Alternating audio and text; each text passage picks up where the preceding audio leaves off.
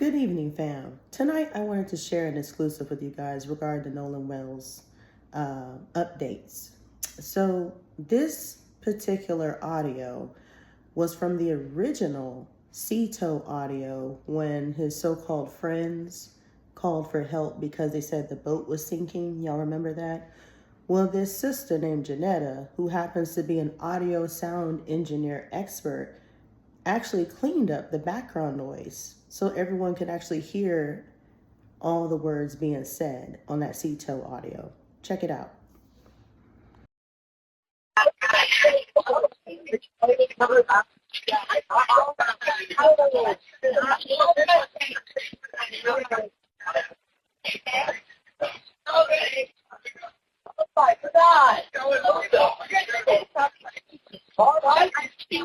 Hey, we're at the west tip of Horn, and our bilge pump stopped working. We're sinking. Can y'all please come? We have a membership. Hey, up! Shut the fuck up!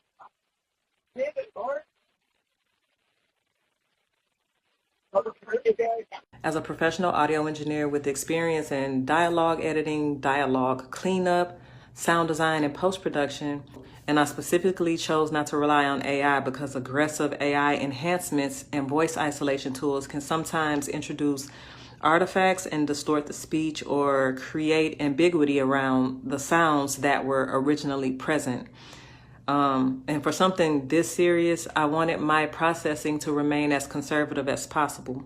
Once I separated the dispatcher from the boat and started concentrating exclusively on the background dialogue, what I believed I was hearing became extremely difficult for me to process emotionally, and I needed to take a mental break.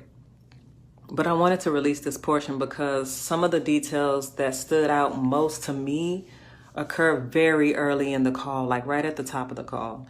And so I'm gonna let the audio play. Read my transcription if you want to reference, but don't allow it to determine what you hear. I want you to listen first, listen again, compare it with the original recording, and then judge it with your own ears.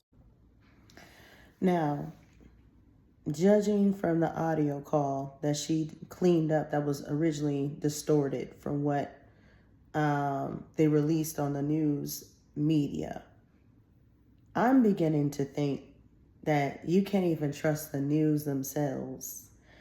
If this played at the very beginning on top of the call before you actually hear those so-called friends of Nolan talking to the dispatcher, then that means everybody is involved in the cover-up, from the mainstream media to the Mississippi officials, such as the governor, the mayor, hell, maybe even, of course, we know the chief medical examiner. We know her raggedy ass is involved.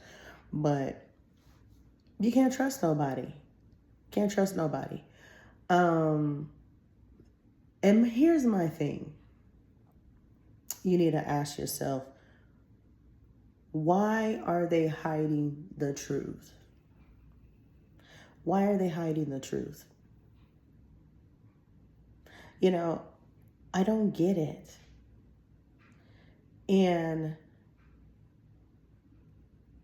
the thing about this whole case that nobody seems to be talking about is the fact that no one has confirmed this version of the Ceto audio as relevant evidence to this case.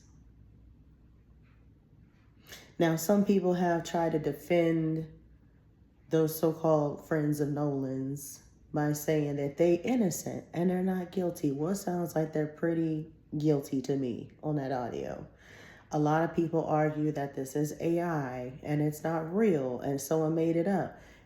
And people can generate AI audio. You can add whatever you want to add. But I don't think this is one of those cases. I don't believe this audio is AI at all. I think this audio is very real and they don't want people to know the truth. That's just my opinion. And for the record, why aren't the prosecutors who are supposed to be involved in this so-called grand jury trial that they're supposed to be setting up, why aren't they making any arrests. You know, it's so funny how his so-called friends can hop on a podcast with Officer Rage Batum Tatum or Step and Fetch, whatever you want to call him, Sambo. But then they don't want to even enter that as evidence. You know, it really bothers me how they just sit so comfortable and they talk to all these different podcasters like they're so innocent on these people's couches, trying to defend themselves by saying that they love Nolan and they cared about him and blah, blah, blah. Obviously you didn't. Because if you did, you would let the truth set you free. You would go ahead and tell the truth and nothing but the whole truth so help you God. But no, nobody wants to tell the truth. It sounds like everybody's trying to cover everybody because they don't want a bad reputation for mommy and daddy, because their mommies and daddies are very prominent figures in a community. Oh yes, I did some background research. The Bart character that everybody keeps talking about that they believe is the aggressor who unalived Nolan, allegedly, his father is a doctor. Yeah, his name is like Bartholomew or some bullshit. Yeah, and guess what? Bart's father works at the same medical center as Nolan Wells' mother, Christine Wansley. So once I found all that out, I said, wow, isn't that ironic how one of the boys' fathers works in the same medical facility as Nolan's mother? Now I see why everybody's trying to cover everybody's backs. And if you could tell, looking at those so-called bullshit interviews that those friends sat down on, if you look at their faces, you could tell that they're lying. You could tell they're not telling the truth. Because a while back, I want to say maybe it's been a month now since I shared the first interview clip with I think his name is Wyatt, the Wyatt character. Yeah, that's the guy with the duck hunter hat. You could tell by looking at his face, the way his eyes kept moving back and forth, the way he kept, looking at the floor, he was hiding something. Same thing with the mixed breed boy, Trayston. Him too, full of shit. They all full of shit. But again, if you go back to the drawing board, why aren't there any suspects named in this case? Why aren't any of them coming forward? That's my question. Y'all could sit up here and talk on podcasts all day, but none of them will come forward. The Mississippi officials won't do diddly squat because they don't care about black folks down there. Let's just be honest. They don't care. And they never will. I've seen so much chaotic stuff, besides the Nolan Wells story in Mississippi all week. From the lynchings that are unexplained to all the other aggressive cases that nobody wants to talk about down there. It kind of reminds me of Emmett Till. Y'all remember Emmett Till? If you Google your history lessons, your history books, Emmett Till was a 14-year-old black boy in Mississippi back in the 50s who was accused of whistling at a white woman.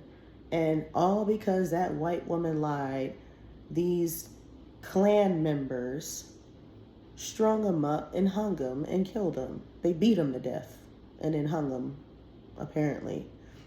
And this just reminds me of the Emmett Till days. This is all this is. It's a rendition of Emmett Till. Nobody says nothing. The townspeople act like they ain't said nothing, seen nothing. And with all those kids at that island that day on 4th of July, none of those kids would come forward to tell the truth. You got to think there were thousands of teenagers and college kids at Horn Island, 4th of July weekend. and none of them will come forward. This just shows you how cowardly some of these people are down there in Mississippi. I don't get it. Like, what's the big deal? I understand some people are afraid. They're living in fear and they don't want retaliation, and I get that. Or they don't want, any threats or harm to their family. But at the same time, you can't be a coward and sit on something that you know that the world should know. That's all I'm saying. Because if that were me, and if that were my family member or a close friend that I deeply cared about and I knew something about it, I would come forward right away. Because I would want the world to know what happened to my loved ones. But no, nobody wants to say nothing. Everybody wants to go on everybody's podcast because they want to be seen. They want to have attention and all this extra bullshit. But nobody wants to tell the truth. Y'all want to go on TikTok and all these other platforms and go on live and tell your version of whatever happened, but y'all don't want to tell the truth. It don't make no sense to me. It don't make no sense at all. And here's my thing about this whole case. What I don't get is why aren't any of the feds going after the medical examiner? The medical examiner refused to release certain body parts of Nolan Wells during the autopsy. She refused to release the throat. She refused to release the neck. That's negligence, in my opinion. But according to the autopsy rules and regulations, they said it's a normal process, which I call bullshit on. But yeah, they just need to bring down the whole town. Bring down all Mississippi officials involved in this case, from the sheriff's department to the chief medical examiner to all the people who keep running their mouth about what they saw and what they didn't see. They just need to bring them all in. And now, from what I'm hearing, don't know if it's true, but allegedly, according to social media, there's a secret witness who decided to come forward in the Nolan Wells case and said that they saw something and they saw someone do something to Nolan. And if that's the case, they need to go ahead and put her ass on the witness stand too and let her stand trial. But because it's a grand jury, you have to remember that's a secret trial, which means it's closed to the public. You will never see what happens until it's actually finished. It's done in secret for a reason, because they don't want the whole truth to come out to the public. So basically, this is the way it works. The prosecutor and the witnesses or whoever, they submit all their testimonies and all their evidence to the jury trial. Then the jury that's selected to go over all the key pieces of the evidence, they determine and make a decision whether or not there are suspects and there is a possible case. Then they move forward to a criminal trial. And then they go after said suspects. That's how the grand jury works. In all honesty, I don't think it's a fair trial. And I'm going to tell you why. The reason why I don't believe this is going to be a fair trial is because, again, nobody's coming forward. Officials haven't made statements since the beginning. They keep saying that they believe it's an accidental drowning with no type of proof of whatsoever. The medical examiner is holding body parts hostage, and it's not fair. And that's why I say I don't believe anything is going to go. It's not going to go right. And it just really ticks me off how everyone can just sit in silence, allowing this stuff to eat away at them and not come forward. It just really ticks me off. But then it can turn around and go on somebody like Satcho, aka Officer Race Batum Tatum's podcast, and go sit there and run their mouth all damn day because they want clout and they want attention.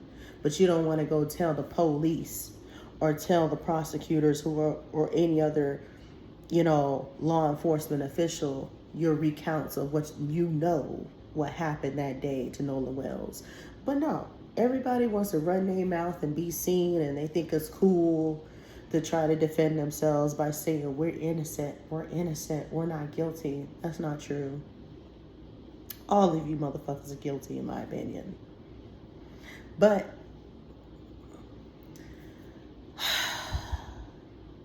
I can only say so much, because again, until evidence has been proven, we have to go forward by saying allegedly. Because now you got people like Bart's father. I think it's Bart's father or Wyatt's father. I can't remember which one it is. But one of the white boys' fathers is threatening to sue Al Sharpton and Benjamin Crump for defamation of character by saying that they are making reckless accusations of their children by saying that they're innocent and they had no parts of Nolan Wells, which I believe is a lie too. But here's my thing. How you gonna say you're gonna sue civil rights leaders who are on the forefront of this case fighting for justice by saying defamation of character and lies, and then turn around at the same time as you threaten to sue civil rights leaders who offered reward money, by the way. They offered over $100,000 to anyone in Mississippi that may know any information. Then turn around and offer your personal own $50,000 reward. That's a double standard. You can't sit up here and point the finger and blame at civil rights leaders for telling all the stuff you don't want to hear because you feel that your son is not guilty. But then you say that you care for Nolan and you love Nolan's family, but then you turn around and sue the representatives for Nolan's family. This should tell you everything you need to know about these people. None of them care. They're very selfish, racist, and it's just one of those situations where I just feel like, you know, they're just these people who act like they love everybody. You know how you hear people that say that I love everybody, I love all people, we're all equal and all this bullshit. That's what they sound like. They're just saying nice things to make them seem less racist. That's what it sounds like to me. But nobody's going after them. They just allowing them to keep running their mouth on podcasts, not running their mouth to prosecutors, not running their mouth to testimonies or nothing. I don't get it. I do not get it. It really boils my blood when people that are clearly guilty, are not being taken into custody. I'm over it.